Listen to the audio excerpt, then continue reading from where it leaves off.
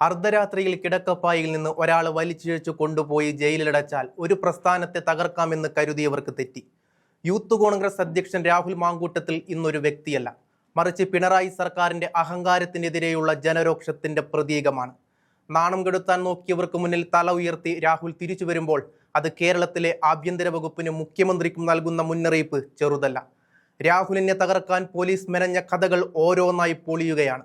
പാലക്കാടൻ മാങ്കൂട്ടം എന്ന ഫേസ്ബുക്ക് പേജിലെ പോസ്റ്റിന് ലഭിക്കുന്ന 10,000-കണക്കിന് ലൈക്കുകളും ഷെയറുകളും തെളിയിക്കുന്നത് ഒരൊറ്റ കാര്യമാണ്: കേരളത്തിലെ ജനങ്ങൾ രാഹുലിനൊപ്പമാണ്.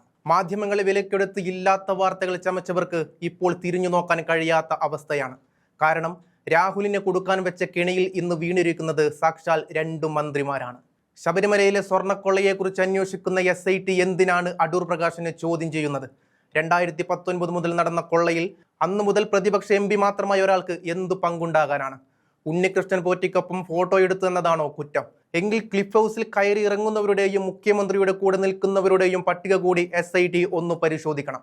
അയ്യപ്പന്റെ പൊന്നുവരെ കട്ട ഈ ജനവിരുദ്ധ സർക്കാരിന്റെ മുഖം രക്ഷിക്കാനുള്ള നാടകമായിരുന്നു രാഹുലിന്റെ അറസ്റ്റ്.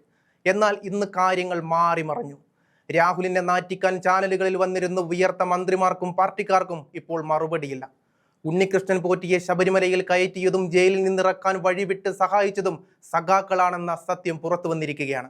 കടകംപള്ളിയും വാസ്തവനും ഇന്ന് ഈ കേസിൽ പ്രതിരോധത്തിലായിരിക്കുന്നു. പതറാത്ത ശബ്ദവുമായി രാഹുൽ മാങ്കൂട്ടത്തിൽ വീണ്ടും ജനമധ്യത്തിലേക്ക് വരുമ്പോൾ അത് ഈ സർക്കാരിന്റെ അന്ത്യത്തിന്റെ തുടക്കമാകും.